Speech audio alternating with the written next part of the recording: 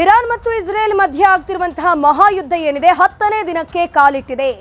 ಇಸ್ರೇಲ್ನ ಸೇನೆ ಕಾನೂನು ಮೀರಿ ಇರಾನ್ ಮೇಲೆ ದಾಳಿಯನ್ನು ನಡೆಸ್ತಾ ಇದೆಯಂತೆ. ಲೆಬನಾನ್ ಮೇಲೆ ದಾಳಿಗೆ ವೈಟ್ ಫಾಸ್ಫರಸ್ ಬಳಕೆಯ ಶಂಕೆ ವ್ಯಕ್ತವಾಗ್ತಾ ಇದೆ. ದಕ್ಷಿಣ ಲೆಬನಾನ್ ಪ್ರಾಂತ್ಯದ ಮೇಲೆ ಇಸ್ರೇಲ್ ಶೆಲ್ ದಾಳಿಯನ್ನು ನಡೆಸ್ತಾ ಇದೆ. ಶೆಲ್ನಲ್ಲಿ ವೈಟ್ ಫಾಸ್ಫರಸ್ ಬಳಕೆ ಮಾಡಿರೋ ಆರೋಪ ಕೇಳಿ ಬರ್ತಾ ಇದೆ. ಇರಾನ್ಗೆ ಸಪೋರ್ಟ್ ಮಾಡ್ತಿರುವಂತಹ ಏಕೈಕ ಪ್ರದೇಶದ ಜನರು ಅಂತಂದ್ರೆ ಲೆಬನಾನ್ ಅವರು. ಹೆಜ್ಬುಲ್ಲಾ, ಹೌತಿ ಇವರೆಲ್ಲರೂ ಕೂಡ ಬಂಡುಕೋರರು ಅಲ್ಲಿರೋದು. ಅದ್ರ ಪಕ್ಕನೇ ಇಸ್ರೇಲ್ ಇರೋದು. ಸೊ ಪದೇ ಪದೇ ಲೆಬನಾನ್ ಅವರು ಕೂಡ ದಾಳಿಯನ್ನ ಮಾಡ್ತಾ ಇದ್ರಲ್ಲ, ಈಗ ಲೆಬನಾನ್ ಮೇಲೆ ಕೂಡ ಇಸ್ರೇಲ್ ಅಟ್ಯಾಕ್ ಮಾಡ್ತಾ ಇದ್ದಾರೆ. ಇಲ್ಲಿ ಫಾಸ್ಫರಸ್ ಬಳಕೆ ಮಾಡಿರೋ ಆರೋಪ ಕೇಳಿ ಬರ್ತಾ ಇದೆ. ವೈಟ್ ಫಾಸ್ಫರಸ್ ನಿಂದ ಗಾಳಿ ಸೇವಿಸಿದವರಿಗೆ ಆರೋಗ್ಯ ಸಮಸ್ಯೆ ಉಂಟಾಗುತ್ತೆ. ಇದು ಯುದ್ಧದ ನೀತಿಯನ್ನ ಮೀರಿರೋ ರೀತಿ ಕಾಣಿಸ್ತಾ ಇದೆ ಅನ್ನುವಂಥದ್ದು ಕೆಲವರ ಆರೋಪ. ಯುದ್ಧದ ನಿಯಮವನ್ನ ಮೀರಿದೆ ಅಂತ ಮಾನವ ಹಕ್ಕು ಸಂಘಟನೆ ಖಂಡನೆಯನ್ನ ವ್ಯಕ್ತಪಡಿಸ್ತಾ ಇದೆ. ಇರಾನ್ನ ಪರವಾಗಿ ಬ್ಯಾಟಿಂಗ್ ಮಾಡಿದೆ ಚೀನಾ. ನೂತನ ನಾಯಕನ ಆಯ್ಕೆ ಇರಾನ್ನ ಆಂತರಿಕ ವಿಚಾರ ಅಂತ ಹೇಳ್ಕೊಂಡು ಚೀನಾ ಇರಾನ್ ಪರ ಬ್ಯಾಟ್ ಬೀಸ್ತಾ ಇದೆ. ಈ ಹಿಂದೆ ವಿಶ್ವಸಂಸ್ಥೆ ಮುಂದೆ ಹೋಗುತ್ತೆ ಚೀನಾ, ಯುದ್ಧವನ್ನ ನಿಲ್ಲಿಸಬೇಕು ಅಂತ ಹೇಳುತ್ತೆ. ಈಗ ನೂತನ ಆಯ್ಕೆ ವಿಚಾರಕ್ಕೆ ಏನಿದೆ, ನಾಯಕನ ಆಯ್ಕೆ ವಿಚಾರಕ್ಕೆ ಸಂಬಂಧಪಟ್ಟಂತೆ ಟ್ರಂಪ್ ಕೂಡ ಆಕ್ಷೇಪ ವ್ಯಕ್ತಪಡಿಸುತ್ತಿರುವಂತಹ ಹೊತ್ತಲ್ಲಿ ಚೀನಾ ಈಗ ಅದು ಅವರವರ ವಿಚಾರ, ಅವರವ್ರಿಗೆ ಬಿಟ್ಟಿರೋದು ಅಂತ ಹೇಳ್ಕೊಂಡು ಚೀನಾ ವಿದೇಶಾಂಗ ವಕ್ತಾರ ಗೌ ಜುಯ್ಕುನ್ ಹೇಳಿಕೆಯನ್ನು ಕೊಟ್ಟಿದ್ದಾರೆ. ಮೊಸ್ತಬಾ ಆಯ್ಕೆ ಆ ದೇಶದ ಸಂವಿಧಾನದ ಹಕ್ಕು ಅನ್ನುವಂಥ ವಿಚಾರವನ್ನ ಚೀನಾ ಇಲ್ಲಿ ಮೆನ್ಷನ್ ಮಾಡ್ತಾ ಇದೆ. ಇರಾನ್ ಭದ್ರತೆ ಹಾಗೂ ಸಾರ್ವಭೌಮತೆಯನ್ನ ಗೌರವಿಸಬೇಕು. ಮೊಸ್ತಬಾ ಆಯ್ಕೆಯನ್ನ ವಿರೋಧಿಸಿದ್ದು ಸರಿಯಲ್ಲ. ಚೀನಾದ ವಿದೇಶಾಂಗ ವಕ್ತಾರ ಗೌ ಜೈಖೂನ್ ಹೇಳಿಕೆಯನ್ನ ಕೊಟ್ಟಿದ್ದಾರೆ. ಮೊಸ್ತಬಾ ಆಯ್ಕೆ ಆ ದೇಶದ ಸಂವಿಧಾನಿಕ ಹಕ್ಕು. ಚೀನಾ ಹೇಳಿಕೆ ಬೆನ್ನಲ್ಲೇ ಪಶ್ಚಿಮ ಏಷ್ಯಾದಲ್ಲಿ ಆತಂಕ ಶುರುವಾಗಿದೆ. ಯುದ್ಧ ಮತ್ತಷ್ಟು ಹೆಚ್ಚಾಗೋ ಬಗ್ಗೆ ಆತಂಕ ಹೆಚ್ಚಾಗ್ತಾ ಇದೆ. ಈಗ ಚೀನಾ ಒಂದು ರೀತಿ ಅಧಿಕೃತವಾಗಿ ಈ ಯುದ್ಧದ ಕಡೆ ಬರ್ತಾ ಇದೆ ಅಂತಲೇ ಹೇಳ್ಬಹುದು. ಯಾಕಂದ್ರೆ ಇಲ್ಲಿ ಹೊಸ ನಾಯಕನ ಆಯ್ಕೆ, ಸರ್ವೋಚ್ಚ ನಾಯಕನ ಆಯ್ಕೆ ಮುನ್ನೆಲೆಗೆ ಬರ್ತಿರುವಂತಹ ಸಂದರ್ಭದಲ್ಲಿ ಅಮೆರಿಕ ಒಂದ್ ಕಡೆ ವಿರೋಧವನ್ನ ವ್ಯಕ್ತಪಡಿಸ್ತಾ ಇದೆ. ಈಗ ಚೀನಾ ಏನಿದೆ ಇರಾನ್ ಪರ ಬ್ಯಾಟ್ ಬೀಸ್ತಾ ಇದೆ. ಇರಾನ್ ಮೇಲೆ ಇಸ್ರೇಲ್, ಅಮೆರಿಕ ವಾರ್ನಿಂಗ್ ಅನ್ನು ಮಾಡಿತ್ತು. ನೂತನ ನಾಯಕನ ಆಯ್ಕೆಯಲ್ಲಿ ಮಧ್ಯಪ್ರವೇಶವನ್ನ ಮಾಡಿತ್ತು. ನಮ್ಮ ಒಪ್ಪಿಗೆ ಪಡೆದು ನಾಯಕನನ್ನ ಆಯ್ಕೆ ಮಾಡಬೇಕು ಅಂತ ಹೇಳ್ಕೊಂಡು ಅಮೆರಿಕ ಹೇಳಿತ್ತು. ಒಪ್ಪಿಗೆ ಪಡೆಯದೆ ನಾಯಕನ ಆಯ್ಕೆ ಆದ್ರೆ ಹತ್ಯೆ ಮಾಡ್ತೀವಿ ಅಂತ ಹೇಳಿಕೊಂಡು ಅಮೆರಿಕ ಮತ್ತು ಇಸ್ರೇಲ್ ಬೆದರಿಕೆಯನ್ನ ಕೊಟ್ಟಿತ್ತು. ಆಯ್ಕೆ ಮಾಡುವ ಇಡೀ ತಂಡವು ಕೂಡ ನಮ್ಮ ಟಾರ್ಗೆಟ್ ಅಂತ ಅಮೆರಿಕ ವಾರ್ನಿಂಗ್ ಅನ್ನು ಕೊಟ್ಟಿದೆ. ಇರಾನ್ನ ಮೇಲೆ ಇಸ್ರೇಲ್ ಅಮೆರಿಕ ವಾರ್ ವಿಚಾರಕ್ಕೆ ಸಂಬಂಧಪಟ್ಟ ಹಾಗೆ 60 ದಿನಗಳ ಕಾಲ ನಮಗೆ ಯಾವುದೇ ತೈಲ ಅಭಾವ ಇಲ್ಲ. ಮೈಸೂರಲ್ಲಿ ಪೆಟ್ರೋಲ್ ಅಸೋಸಿಯೇಷನ್ ಅಧ್ಯಕ್ಷರು ಹೇಳಿಕೆಯನ್ನ ಕೊಟ್ಟಿದ್ದಾರೆ. 60 ದಿನದವರೆಗೆ ನಮಗೆ ಯಾವುದೇ ರೀತಿಯಲ್ಲಿ ಪೆಟ್ರೋಲ್ ಡೀಸೆಲ್ ಅಲ್ಲಿ ಅಭಾವ ಉಂಟಾಗೋದಿಲ್ಲ, ತೈಲ ಅಭಾವ ಇರೋದಿಲ್ಲ.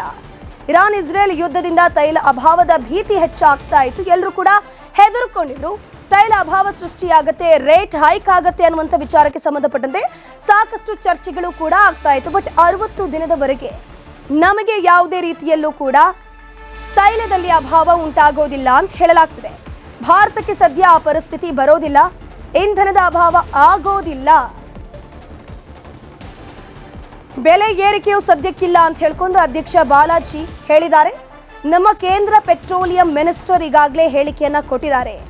ಇರಾನ್ ನಮಗೆ ತೈಲ ಪೂರೈಕೆಯನ್ನ ನಿಲ್ಲಿಸಲ್ಲ, ರಷ್ಯಾ ಕೂಡ ಪೂರೈಕೆ ಮಾಡುತ್ತೆ, ನಮ್ಮ ಜನರು ಪ್ಯಾನಿಕ್ ಆಗೋ ಅವಶ್ಯಕತೆ ಇಲ್ಲ ಅಂತ ಹೇಳ್ಕೊಂಡು ಸ್ಪಷ್ಟನೆಯನ್ನ ಕೊಟ್ಟಿದ್ದಾರೆ ಅಧ್ಯಕ್ಷರು. ಯುದ್ಧ ಅಂದ ಮೇಲೆ ಎಷ್ಟು ದಿನ ಆಗುತ್ತೆ ಅನ್ನೋದು ಗೊತ್ತಿಲ್ಲ. ಮುಂದಿನ 60 ದಿನಗಳಲ್ಲಿ ತೈಲ ಸಮಸ್ಯೆ ಆಗೋದಿಲ್ಲ. ಯುದ್ಧ ಮುಂದುವರೆದ್ರೆ 60 ದಿನಗಳ ಬಳಿಕ ಸಮಸ್ಯೆ ಉಂಟಾಗಬಹುದು ಅಂತ ಹೇಳಿದ್ದಾರೆ. ಇರಾನ್ ಮತ್ತು ಅಮೆರಿಕ ಮಧ್ಯದಲ್ಲಿ ಏನು ಯುದ್ಧ ನಡೀತಾ ಇದೆಯೋ ಇದರಿಂದ ಎಲ್ಲರಿಗೆ ಆತಂಕ ಆಗಿದೆ. ಪೆಟ್ರೋಲ್ ಡೀಸೆಲ್ ಕೊರತೆ ಆಗ್ಬೋದು, ಅಭಾವ ಆಗ್ಬೋದು ಅಂತ. ಬಟ್ ನಮಗೆ ಸಿಕ್ಕಿರೋ ಮಾಹಿತಿ ಪ್ರಕಾರ ನಮ್ಮ ಹತ್ರ ಒಂದು 60ರಿಂದ 70 ದಿವಸವರೆಗೇನು ಸ್ಟಾಕ್ ಇದೆ ಅಂತ ನಮ್ಮ ಮಾನ್ಯ ಪೆಟ್ರೋಲಿಯಂ ಮಿನಿಸ್ಟರ್ ಅವರು ಮೊನ್ನೆ ಪಾರ್ಲಿಮೆಂಟಲ್ಲೂ ಹೇಳಿದರು. ಬಟ್ ನಾನು ಒಂದು 60-70 ದಿವಸದ ದಾಸ್ತಾನು ನಮ್ಮ ಹತ್ರ ಇರ್ಬೋದು ಅಂತ ನಾನು ಅನ್ಕೊತಾ ಇದ್ದೀನಿ. ಅಂಥ ಅಭಾವ ಇನ್ನೂ ಬಂದಿಲ್ಲ. ಬಟ್ ಇತ್ತೀಚಿನ ದಿನಗಳಲ್ಲಿ ನಮ್ಮ ಆಯಿಲ್ ಕಂಪನಿದವರು ನಮ್ಮ ಡೀಲರ್ಗಳಿಗೆ ಏನು ಕ್ರೆಡಿಟ್ ಫೆಸಿಲಿಟಿ ಕೊಡ್ತಾ ಇದ್ರು, ಅಂದರೆ ನಾವು ಡೀಸೆಲ್ಲು ಪೆಟ್ರೋಲು ತಗೊಂಡು ಬೆಳಗ್ಗೆ ತಗೊಂಡಿದ್ರೆ ಸಾಯಂಕಾಲ ಒಳಗಡೆ ಕಟ್ಬೋದು ಅಂತ ಒಂದು ಫೆಸಿಲಿಟಿ ಕೊಟ್ಟಿದ್ರು. ಆ ಫೆಸಿಲಿಟಿ ಇತ್ತೀಚಿನ ದಿನಗಳಲ್ಲಿ ತೆಗೆದುಬಿಟ್ರು.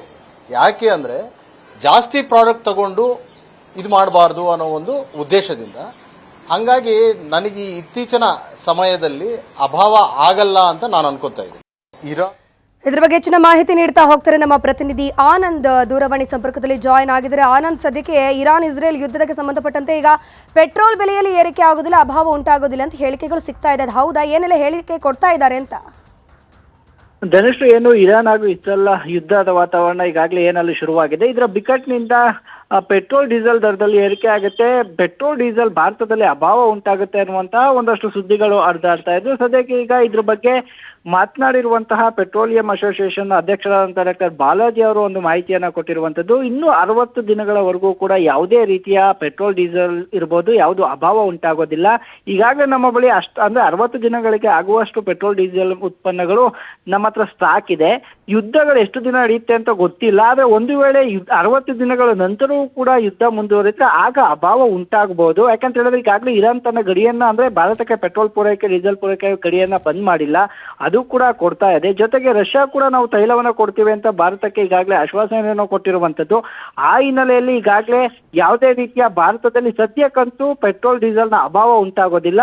ಇನ್ನು 60 ದಿನಗಳ ಬಳಿಕ ಉಂಟಾದರೆ ಆಗಬಹುದು. ಅದ್ರ ಬಗ್ಗೆ ಮಾಹಿತಿಯು ಸದ್ಯಕ್ಕೆ ಕೊಡ್ಲಿಕ್ಕೆ ಬರಲ್ಲ. ಯಾಕಂತಂದ್ರೆ ಈಗಾಗಲೇ ಕೇಂದ್ರ ಸಚಿವರು ಅಂದ್ರೆ ಕೇಂದ್ರ ಪೆಟ್ರೋಲಿಯಂ ಸಚಿವರು ಈಗಾಗಲೇ ಒಂದು ಸ್ಪಷ್ಟನೆಯನ್ನು ಕೊಟ್ಟಿರುವಂತದ್ದು, ನಮ್ಮ ದೇಶದಲ್ಲಿ ಇನ್ನೂ 60-70 ದಿನಗಳ ಕಾಲ ಯಾವುದೇ ಅಭಾವ ಉಂಟಾಗೋದಿಲ್ಲ ಅಂತ.